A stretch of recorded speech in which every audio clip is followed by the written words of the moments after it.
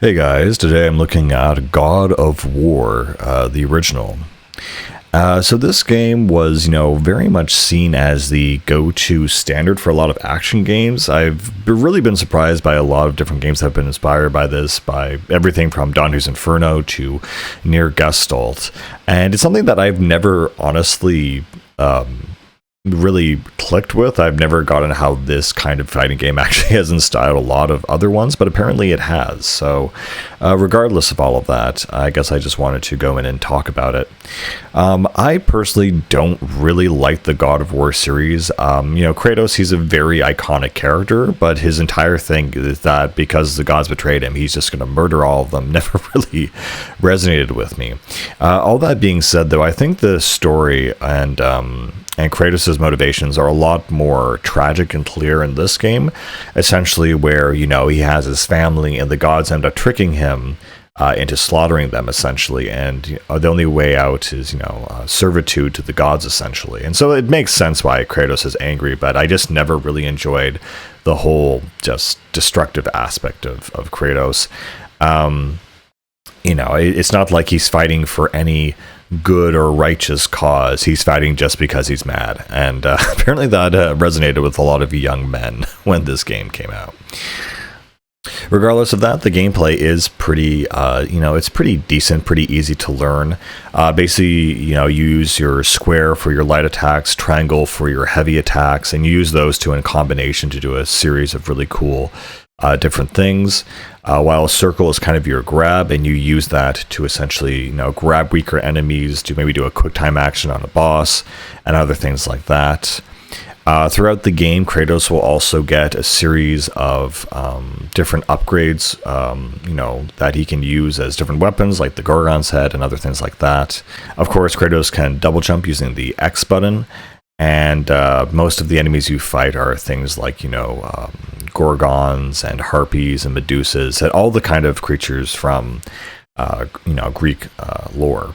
And so most of the story, the reason that they reveal why Kratos is, white and red is because he is covered with the ashes of his own slain family. And so it has permanently scarred him in this way. So I like this game because it gives this more of an actual tragedy as it's revealed along, the story. We're not given it really outright at the beginning, but it's as we go through different parts of the story, we get the backstory of why Kratos is the way he is. Throughout the game, as you kill enemies or open chests, you will get these kind of red orb things, similar to Devil May Cry, which you can use as blood points or something to basically upgrade the attacks of certain weapons, and also you can use it to learn new moves and all that kind of stuff, and increase your health and everything else. Again, Kratos, his character is just seen as completely completely self-interested, to the point where he never saves another human being. He hates his fellow humans. He hates pretty much everyone. He's nothing but hate and anger and sadness and loss. And it makes a lot more sense in this game because the backstory of, again, what happened to his family. And so he's just looking for a way to honestly kill himself. And it's funny because when you start the game, the menu, it just shows up on, Kratos' face, and it just slowly fades out when you select new game, which is actually, I didn't realize this, that's actually in every God of War game. They do that thing where the menu is where the prologue kind of starts. And this one starts really interesting, where Kratos basically is jumping off a cliff to end his life because he cannot deal with the suffering and the pain of his existence, and the fact that he is basically just nothing but a weapon of destruction, and he can't deal with the tragedy. And so then is kind of told in a retrospective kind of manner the story of, everything up to that point. Kratos' main weapon are the Blades of Chaos, which was given to him by the gods, and basically he went into the service of Ares in order to get more powerful and act as, his soldier. This happened when, he was fighting a barbarian and he was about to die, and he said, "I will pledge my life to you, Ares, as long as you give me the power to smite my enemies." And so he basically becomes a slave to the god, and he makes this deal, basically with the devil, and then it's kind of him trying to basically work his way out of it, essentially. But Ares gives him the Blades of Chaos, which not only are weapons that are these two blades that are basically attached on these chains, and the chains themselves are seared into Kratos' flesh, so he can never be rid of these weapons. So he gets the power he desires, but he can never basically take the weapons off. And so it's this very ironic kind of mythology that's really interesting and makes sense for Kratos as a character. In the opening level, you kind of spend it on, a ship kind of fighting, different enemies. And then, later you basically spend the rest of your time going to this one dungeon, which is a giant temple on the back of Kronos that is crawling through the desert. And this is where I thought there would be like multiple dungeons or temples in the game, but no, this is basically the main temple where you go to basically finish your fight. And of course, as the story progresses, the main thing that you're trying to get. So basically, Athena kind of becomes your guiding light, or the guide archetype in this story. And so she also wants revenge on the other gods, and so she basically helps you. And so the main weapon that you need to get is Pandora's box. And apparently once you get that and open it, it doesn't cause chaos in the world, but instead it gives you the power and ability to be as large and as strong as Ares, which leads you to the really cool, frankly, final fight where you basically take on Ares one-on-one and use his own blade to kill him.